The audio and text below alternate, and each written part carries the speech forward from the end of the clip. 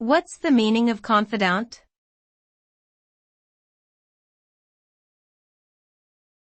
Confidant.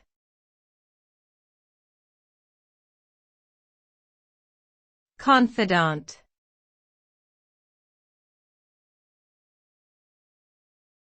Confidant.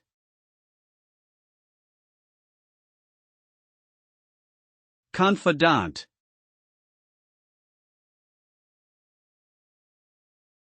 Confidant refers to a person whom one trusts and shares personal matters with, such as secrets or private feelings.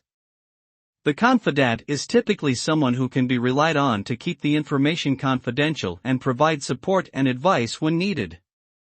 The term is often used to describe a close friend, family member, or professional counselor. Having a confidant can be beneficial for mental health and emotional well-being, as it provides an outlet for self-expression and helps to alleviate stress and anxiety.